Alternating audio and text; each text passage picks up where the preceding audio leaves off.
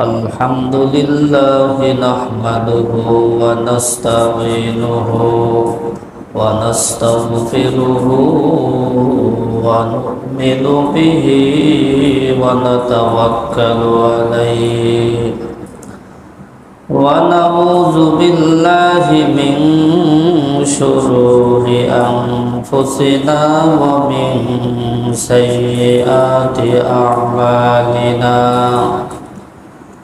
من يهده الله فلا مضل له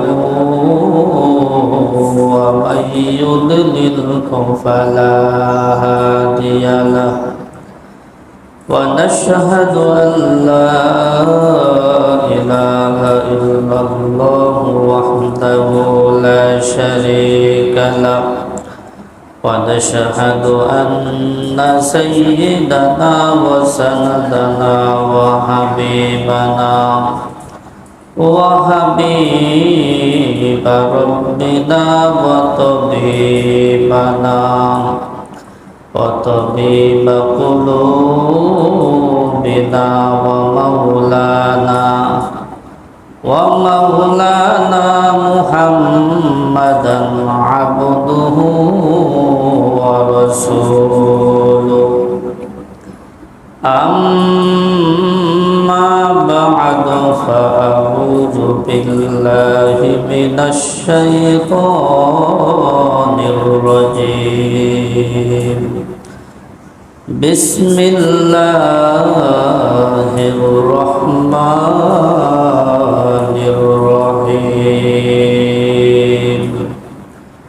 فيه رجال يحبون أن يتطهروا والله يحب المطهرين وعن أبي هريرة رضي الله عنه قال قال رسول الله صلى الله عليه وسلم استنزهوا من البول فإن عامة عذاب القبر منه أو كما قال النبي عليه الصلاة والسلام محترم হাজিরিন পায়খানা বা পেশাব করার পরে পবিত্রতা হাসিল করার জন্য পানি ব্যবহার করা জরুরি নয়। মাটি বা পাথর বা টিস্যু ইত্যাদি দিয়ে ভালো মতো পরিষ্কার করে দিলেই পবিত্রতা হাসিল হয়ে যায়। তবে পানি ব্যবহার করা উত্তম। সরকার দো আলম রাসূল পাক সাল্লাল্লাহু আলাইহি ওয়াসাল্লামের যুগে পানির সংকট থাকার কারণে সাহাবায়ে কেরাম পানি ব্যবহার করতেন না, শুধুমাত্র তারা পায়খানা পেশাব করার পরে দিলাগুলোকেই ব্যবহার করতেন। তবে মসজিদে কুবার কিছু সংখ্যক লোক যারা দিলাকুলক ব্যবহার করার পরে পানিও ব্যবহার করত ভালো মতো পবিত্রতা অর্জন করার জন্য। এই বিষয়টা আল্লাহ পাক রব্বুল আলামিনের কাছে খুবই পছন্দনীয় হয়েছে। আল্লাহ পাক রব্বুল আলামিন তাদের প্রশংসা করেছেন যে তারা ঢিলাকুলক ব্যবহার করার পরে আবার পানিও ব্যবহার করেছে। আল্লাহ পাক রব্বুল আলামিন তাদের প্রশংসা করে তাদের ব্যাপারে আয়াত নাজিল করেছেন ফীহি রিজালুন ইউহিব্বুনা আন ইয়াতাতাহহারু ওয়াল্লাহু ইউহিব্বুল মুত্তাহহিরিন। বলে সেখানে এমন কিছু মানুষ রয়েছে যারা ভালো মতো পবিত্রতা অর্জন করাকে পছন্দ করে, আর আল্লাহ পাক রব্বুল আলামিন পবিত্রতাকারীদেরকে ভালোবাসেন। আল্লাহ পাক রব্বুল আলামিন অন্যত্র বলেন ইন্নাল্লাহা ইউহিব্বুত তাওয়াবিনা ওয়া ইউহিব্বুল মুতাতাহহিরিন। আল্লাহ পাক রব্বুল আলামিন তাওবাকারীদেরকে ভালোবাসেন এবং যারা ভালোমতো পবিত্রতা অর্জন করেন তাদেরকেও ভালোবাসেন। তাহলে ঢিলা কলক ব্যবহার করলে পবিত্রতা অর্জন হয়ে যায়। ঢিলা কলক ব্যবহার করার পরে পানি ব্যবহার করলে পবিত্রতাটা বেশি অর্জন হয়। কি হয়? বেশি অর্জন হয়। দিলাকুলুক ব্যবহার করার পরে পানি ব্যবহার করেছেন, তাদেরকে আল্লাহ তাআলা প্রশংসা করেছেন। তাহলে আমরা এই দুটাই করব, দিলাকুলুক ব্যবহার করার পরে আবার পানিও ব্যবহার করব। হযরত সালমান ফারসি রাদিয়াল্লাহু তাআলা আনহু একজন বিখ্যাত সাহাবী ছিলেন। হযরত সালমান ফারসি রাদিয়াল্লাহু তাআলা আনহু সত্য ধর্ম অনুসন্ধান করতে গিয়ে কখনো ইহুদি হয়েছেন, কখনো খ্রিস্টান হয়েছেন। পরিশেষে তিনি ইসলাম ধর্মের সন্ধান পেয়েছেন, ইসলাম ধর্মে দীক্ষিত হয়েছেন। হযরত সালমান ফারসি রাদিয়াল্লাহু তাআলা আনহু বলেন, আমি যখন ইসলাম ধর্ম গ্রহণ করলাম তখন কাফের মুশরিকরা আমাকে ঠাট্টা করে, তিরস্কার করে, অপমান করে তারা বলতে লাগলো, তোমাদের নবী নাকি তোমাদেরকে বাথরুমে যাওয়ার নিয়ম কায়দাও শিক্ষা দেয়। তিরস্কার করে তারা কি বলল তাদের ভাষায়, ইন্না লানারা সাহিবুকুম ইউআল্লিমুকুম হাত্তা ইউআল্লিমাকুমুল খরআতা। তাদের ভাষায় তারা বলেন যে তোমাদের নবী তোমাদেরকে অনেক কিছু শিক্ষা দেয়, আমরা শুনেছি, এমনকি বাথরুমে যাওয়ার নিয়ম কায়দাও শিক্ষা দেয়। এটা কি শিখানোর বিষয় হলো? এটা হলো তাদের উদ্দেশ্য। তিরস্কার স্বরূপ তারা কি করছে বলছে। সালমান ফারসি রাদিয়াল্লাহু তাআলা আনহু উৎকৃষ্ট কণ্ঠে বুক ফুলিয়ে গর্বের সাথে বললেন, ইন্নাহু ইয়ানহানা আন নাস্তাকবিলাল কিবলাতা ওয়া আইয়াস্তানজিয়া আহাদুনা বিয়ামিনিহি ওয়া আইয়াস্তানজিয়া আহাদুনা বিয়ামিনিহি ওয়া নাহানা আনিল ওয়ারাসি ওয়াল ইজামি ওয়া ক্বালা লা ইয়াকফি আহাদুকুম দুনা সালাসাতি আহজারিন। হযরত সালমান ফারসি রাদিয়াল্লাহু তাআলা আনহু তাদের এই তিরস্কারের জবাবে তিনি উৎকৃষ্ট কণ্ঠে গর্বের সহিত বুক ফুলিয়ে বললেন, আমাদের নবী আমাদেরকে শিক্ষা দিয়েছে আমরা যেন কিবলার মুখে ফিরে ইস্তিনজা না করি, এবং আমাদের নবী আমাদেরকে শিক্ষা দিয়েছেন আমরা যাতে করে ডান হাত দিয়ে ইস্তিনজা না করি, ডান হাত দিয়ে শৌচক না করি। আমাদের নবী আমাদেরকে হাড্ডি এবং গোবর দিয়ে ঢিলাগুলোক ব্যবহার করতে নিষেধ করেছেন। আরও আমাদের নবী আমাদেরকে নিষেধ করেছেন আমরা যেন তিনটার কমে ঢিলাগুলোক ব্যবহার না করি। তিনটা ব্যবহার করতে হবে। কয়টা? টিস্যু ব্যবহার করলে 2 নম্বর করার পরে 3টা ব্যবহার করতে হবে। কয়টা? কমাস কম 3টা, কমাস কম 3টা। বেশিও ব্যবহার করা যাবে, তবে বেজর, 3টা, 5টা, 7টা। মুহতারাম হাজিরিন, তারা চেয়েছিল তিরস্কার করার জন্য, কিন্তু এটাকে সালমান ফারসি রাদিয়াল্লাহু তাআলা আনহু গর্বের সহিত বুক ফুলিয়ে বললেন যে ইসলাম ধর্ম তো এমন একটা ধর্ম যেই ধর্মের মধ্যে সব কিছুর সমাধান থাকবে, এটাই স্বাভাবিক। এটা তো একটা পূর্ণাঙ্গ ধর্ম, পূর্ণাঙ্গ জীবন ব্যবস্থা। মুহতারাম হাজিরিন, পায়খানা পেশাবের সম্মুখীন আমরা কে না হয়ে থাকি? সবারই কি যাইতে হয়? হ্যাঁ, এটা সৃষ্টিগত বিষয়। সকালে কি এই হাজত পূরণ করতে হয়। এটার সমাধান যদি ইসলাম আমাকে না দেয় তাহলে কি ধর্ম হইল? কি ধর্ম হইল? তিনি এটাকে গর্বের সহিত বললেন যে ইসলাম ধর্ম তো এমন ধর্ম যে ধর্মের মধ্যে সব কিছুর সমাধান থাকবে, এটাই স্বাভাবিক। এটা আশ্চর্যের কি আছে? মুহতারাম হাজিরিন, পবিত্রতাকে ইসলাম ধর্মে এতই গুরুত্ব দিয়েছেন যে যদি শরীরে নাপাকি লাগে, কাপড়ে নাপাকি লাগে, সেটাকে পরিষ্কার করতে হবে, অন্যথায় নামাজ হবে না। নামাজের ভিতরে এবং বাইরে 13টা ফরজ রয়েছে।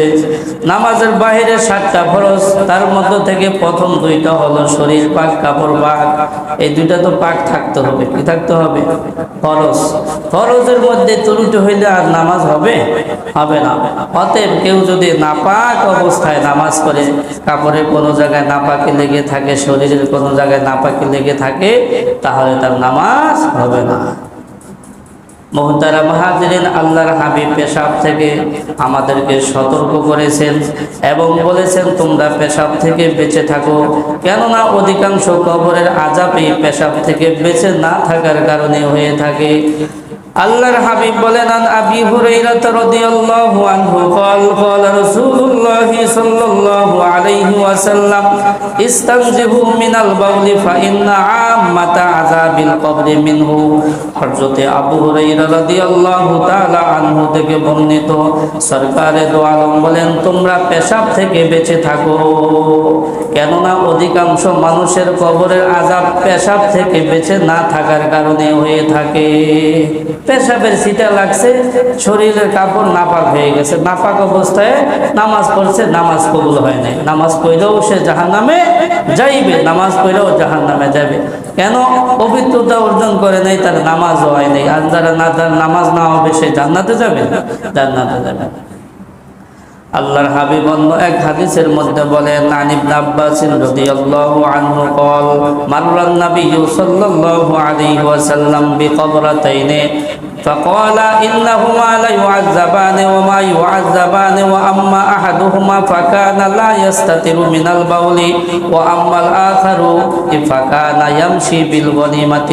হযরত ইবনে আব্বাস রাদিয়াল্লাহু তাআলা আনহু থেকে বর্ণিত, তিনি বলেন, আল্লাহর হাবিব একবার দুইটা কবরের পাশ দিয়ে যাইতেছিলেন। আল্লাহর হাবিব তখন বললেন, এই দুইটা কবরের মধ্যে আযাব হইতেছে। একটা কবরের মধ্যে আযাব হইতেছে, তারা পেশাব থেকে সতর্কতা অবলম্বন করত না। আর একটা কবরের মধ্যে আযাব হইতেছে, তারা গীবাত করত, গীবাত করত। তো পেশাব থেকে বেঁচে থাকতে হবে, পবিত্রতা অর্জন করতে হবে, গীবাত থেকে বেঁচে থাকতে হবে। 5 ওয়াক্ত নামাজ পড়ি, মসজিদ থেকে বের হওয়ার সাথে সাথে দোকানে বৈশা যায়, গীবাতে লিপ্ত হয়ে যায়। গীবাতের সর্বপ্রথম যার নামটা রাখে সে হলো ইমাম সাহেব। সে কি? ইমাম সাহেব।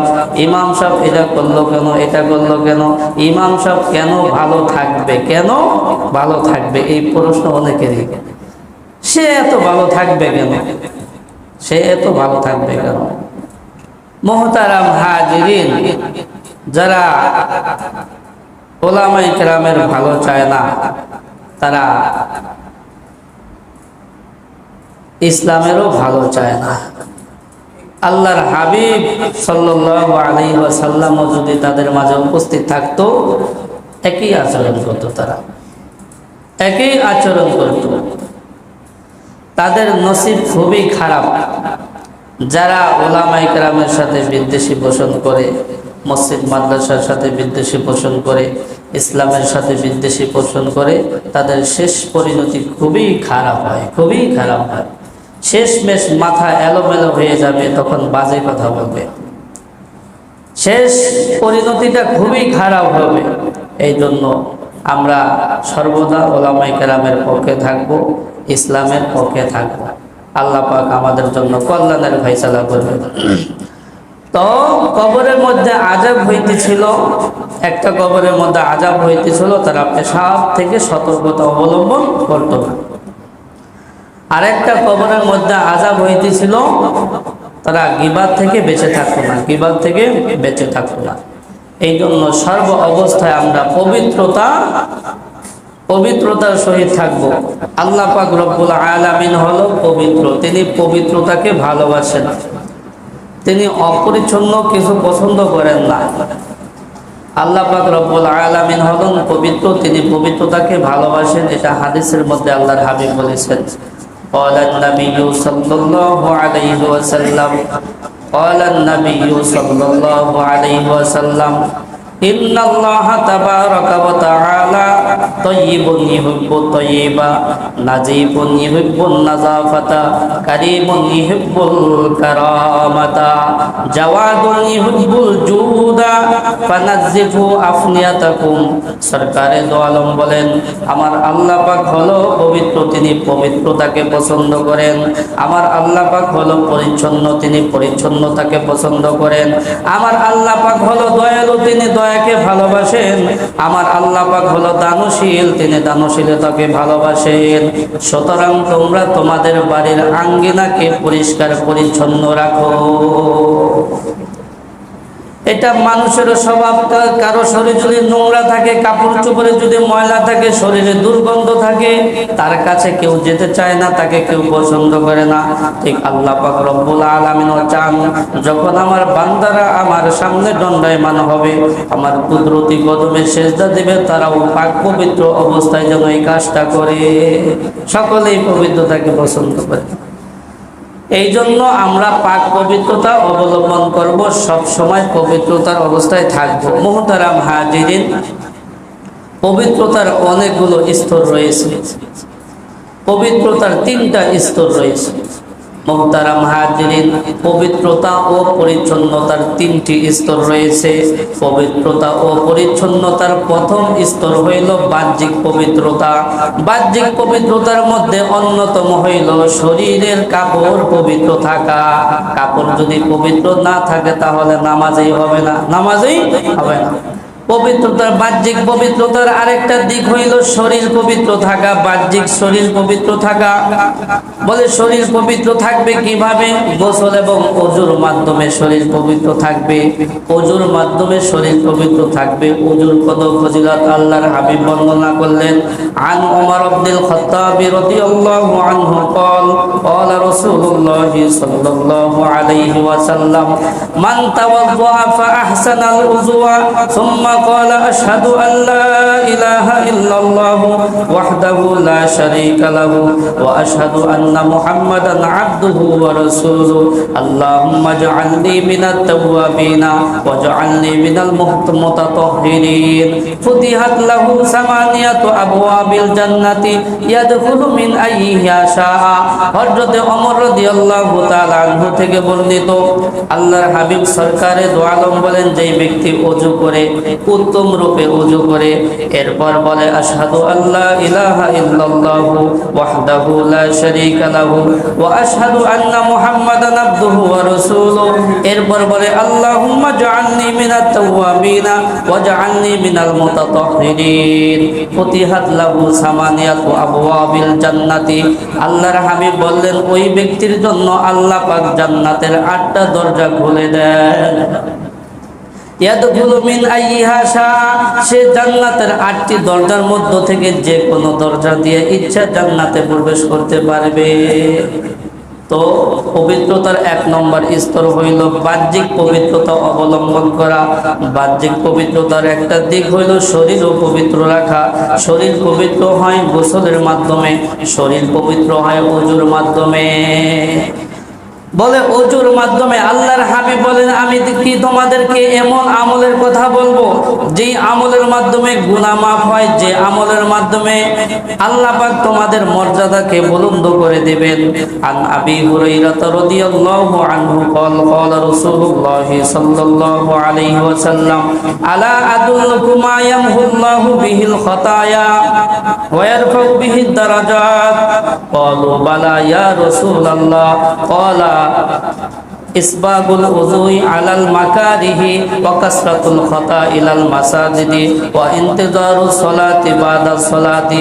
আল্লাহর হাবিব সরকারে দো আলম বলেন, আমি কি তোমাদেরকে এমন আমলের কথা বলে দেব না যে আমলের মাধ্যমে আল্লাহ পাক তোমাদের গুনাহকে maaf করে দিবেন, তোমাদের মর্যাদাকে বুলন্দ করবেন। সাহাবায়ে কেরাম রাদিয়াল্লাহু তাআলা আনহু বললেন, ইয়া রাসূলুল্লাহ, অবশ্যই আমাদেরকে বলে দেন।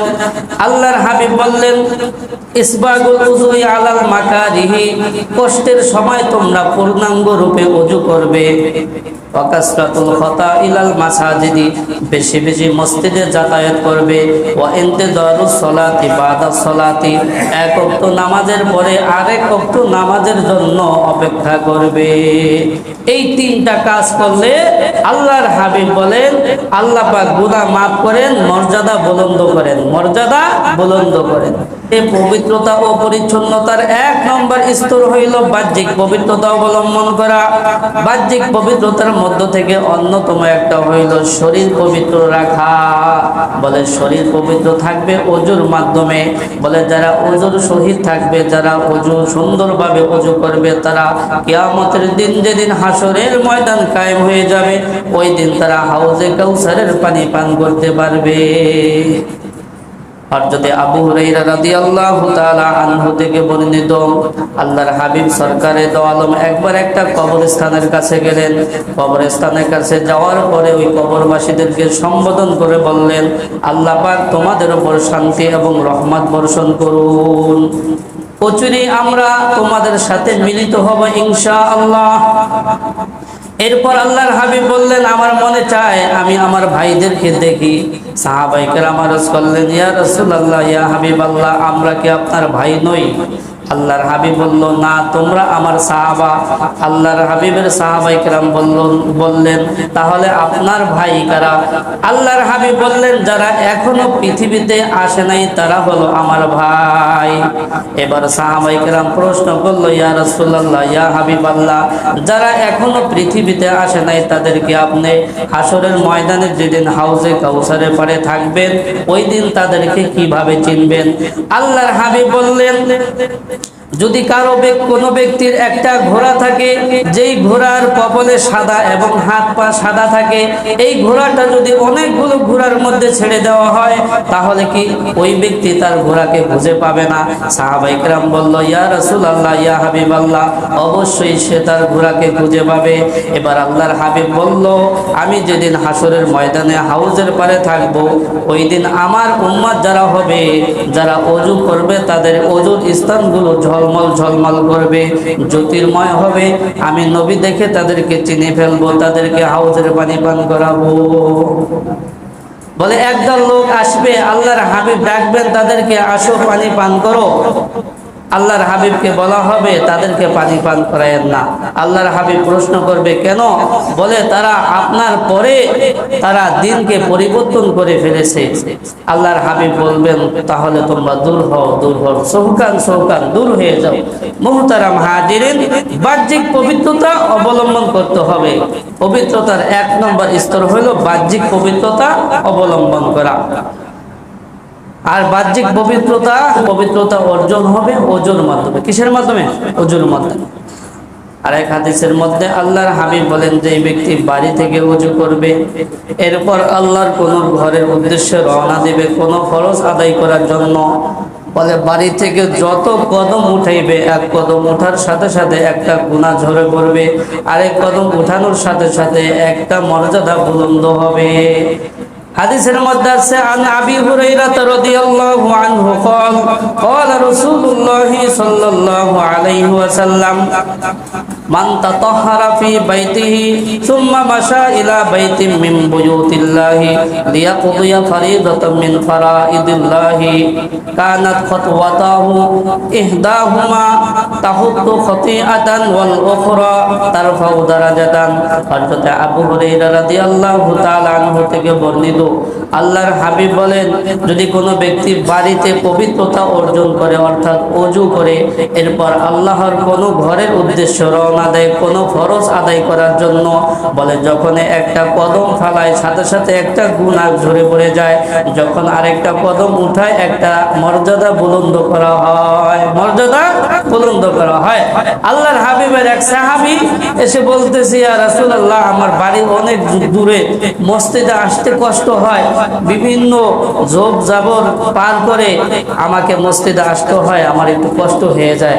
আল্লাহর হাবিব বলল, তোমার বাড়ি যত দূরে তোমার নেকি তত বেশি হবে, যত কদম ফালাইবা তত নেকি হবে, তত গুনাহ ঝরে পড়ে যাবে। আপনাদের এই সমাজের সবচেয়ে বাড়ি দূরে হলো আজিজ শিউলি। কার? আজিজ শিউলি। আলহামদুলিল্লাহ, আল্লাহর বান্দা 5 ওয়াক্ত নামাজ মসজিদে এসে আদায় করে, 5 ওয়াক্ত নামাজ মসজিদে এসে আদায় করে, তো তার প্রতি কদমে একটা গুনাহ ঝরে পড়ে যাইতেছে আর একটা মর্যাদা বুলন্দ হইতেছে। মুহতারাম হাজিরিন, বলতেছিলাম পবিত্রতার 3টা স্তর। 1 নম্বর স্তর হইল বাহ্যিক পবিত্রতা অর্জন করা। বাহ্যিক পবিত্রতার মধ্যে 2টা রয়েছে, একটা হইল কাপড় আর একটা হইল শরীর, এটা হলো বাহ্যিক। পবিত্রতা ও পরিচ্ছন্নতার দ্বিতীয় স্তর হইল পঞ্চ ইন্দ্রিয় পবিত্র রাখা, গুণামুক্ত রাখা। পঞ্চ ইন্দ্রিয় হলো পাঁচটা জিনিস, হাত, পা, চোখ, নাক, কান, মুখ। এই পাঁচটাও গুণামুক্ত রাখা, এই পাঁচটাও কি গুণামুক্ত রাখা। বলে আমি যেই হাত দিয়ে আল্লাহ তাআলার কাছে কিছু চাবো, ওই হাতকে গুণামুক্ত রাখা। যেই চোখ দিয়ে আমি ভালো জিনিস দেখি, যেই চোখ দিয়ে আমি পরকালে আল্লাহ পাকের দর্শন লাভের আশা রাখি, ওই চোখকে গুণামুক্ত রাখা, ওই চোখকে কি গুণামুক্ত রাখা। যেই জবান দিয়ে আমি ভালো কিছু বলি, কোরআন তেলাওয়াত করি, এই জবানকে গুণামুক্ত রাখা, চোখকে গুণামুক্ত রাখা, কানকে গুণামুক্ত রাখা। এইগুলোকেও গুণামুক্ত রাখতে হবে, এগুলোকে গুণামুক্ত রাখতে হবে। পঞ্চ ইন্দ্রিয়কে গুণামুক্ত রাখতে হবে। এটা হলো পবিত্রতার দ্বিতীয় স্তর। অনেকেই মনে করি আমার জবান, আমার চামড়ার মুখ, আমি স্বাধীন দেশে বসবাস করি, আমার যা মনে চায় আমি তাই বলবো, যা মনে চায় তাই বলবো। না, আপনি যা মনে চায় তা বলতে পারবেন না। ইসলাম লাগাম লাগিয়ে দিয়েছে, এটা বলা যাবে, এটা বলা যাবে না। বলে আমরা যে কথাগুলো বলি, এই কথাগুলো চার শ্রেণীতে বিভক্ত হয়। এই চার প্রকার কথার মধ্যে শুধুমাত্র এক প্রকার কথা বলার অনুমতি আছে, বাকি তিন প্রকার কথা বলার অনুমতি নাই। এক নম্বর প্রকার হইল যেই কথাগুলোর মধ্যে ভালো লেশমাত্র নাই, শুধু খারাপ, এটা বলার অনুমতি নাই। দুই নম্বর প্রকার হইল যেই কথাগুলোর মধ্যে ভালো এবং মন্দ মিশ্রিত রয়েছে, সেটা বলার অনুমতি নাই, সেটা বলারও কি অনুমতি নাই। আপনি দুধ কিনছেন, দুধের মধ্যে যদি একটু পেশাব থাকে, এই দুধ খাইবেন না? দুইটা মিশিয়ে খাইবেন? খাইবেন না। তো যেই কথার মধ্যে ভালো এবং মন্দ মিশ্রিত রয়েছে, এই প্রকার কথা বলার অনুমতি নাই। তিন নম্বর প্রকার হইল যেই কথাগুলোর মধ্যে ভালো নাই মন্দ নাই, এই প্রকার কথা বলার অনুমতি নাই। বলে কেন? বলে মুমিনের যেই কাজটা ভালো মন্দ কিছুই হবে না, ওই সময়টা অপচয়ের মধ্যে গণ্য হবে। কি হবে? অপচয়ের মধ্যে গণ্য হবে। এই জন্য লুডো খেলা জায়েজ নাই, ক্যারাম বোর্ড খেলা জায়েজ নাই, তাস খেলা জায়েজ নাই। কেন? বলে এই খেলার মধ্যে দুনিয়াবি উখরবি কোনো ফায়দা নাই। কি নাই? শুধু সময় ব্যয়, অপচয় হয়। কি হয়? কিছু খেলা আছে যেগুলো ওয়ার্জেস, শরীরে ব্যায়াম হয়। ফুটবল, ক্রিকেট, ভলিবল, র্যাকেট, যদি এগুলো খেলে তাহলে শরীরে কি হয়? ব্যায়াম হয়। এগুলো জায়েজ আছে, তবে অবশ্যই সতর ডেকে রাখতে হবে। কি রাখতে হবে? সতর ডেকে রাখতে হবে। তো তিন নম্বর প্রকার হইল যেই কথাগুলোর মধ্যে ভালো মন্দ, ভালো নাই মন্দ নাই, এই প্রকার কথা বলারও অনুমতি নাই। বলে কেন? মুমিনের যেই কাজটা ভালো মন্দ কিছুই হলো না, মুমিনের ওই সময়টা অপচয়ের মধ্যে গণ্য হবে। ইন্নাল মুবাজ্জিরিনা কানু ইখওয়ানা শায়াতিন, আল্লাহ বলছেন নিশ্চয় অপচয়কারীরা শয়তানের ভাই। আল্লাহ পাক বলেন যদি কথা বলতেই হয় তাহলে একমাত্র ভালো কথা বলো, ইল্লা আন তাকুলু মারুফা, যদি কথা বলতেই হয় তাহলে শুধু ভালো কথা বলো। তো এই চার নাম্বার প্রকার, যদি ভালো কথা হয় শুধু এটা বলারই অনুমতি আছে, তাহলে সব কথা আমরা বলতে পারবো না, যা মনে চায় তা আমরা বলতে পারবো না। মুহতারাম হাজিরিন, পবিত্রতা ও পরিচ্ছন্নতার তিন নম্বর স্তর হইল অন্তরকে পবিত্র রাখতে হবে, গুনাহমুক্ত রাখতে হবে। হিংসা, বিদ্বেষ, রিয়া, অহংকার, তাকাব্বুর, প্রতিহিংসা, লিপ্সা, লোভ লালসা, এগুলো থেকে অন্তরকে পরিষ্কার রাখতে হবে। তাহলে পবিত্রতা ও পরিচ্ছন্নতার তিনটি স্তর। এক নম্বর স্তর হইল বাহ্যিক পবিত্রতা অবলম্বন করতে হবে। বাহ্যিক পবিত্রতার মধ্যে দুইটা দিক রয়েছে, একটা হলো কাপড় আর একটা হলো শরীর, এগুলো পবিত্র রাখতে হবে। দ্বিতীয় স্তর হইল পঞ্চ ইন্দ্রিয় পবিত্র রাখতে হবে। পঞ্চ ইন্দ্রিয় হলো চোখ, নাক, কান, জবান, হাত, পা, এগুলোকে গুণামুক্ত রাখতে হবে। পবিত্রতার তিন নম্বর স্তর হইল অন্তরকেও পবিত্র রাখতে হবে, অন্তরকেও পবিত্র রাখতে হবে। এই তিন স্তরে পবিত্র থাকতে পারলে আমরা পবিত্র মানুষ, পবিত্র মানুষ। আল্লাহ পাক রব্বুল আলামিন তৌফিক দান করুন।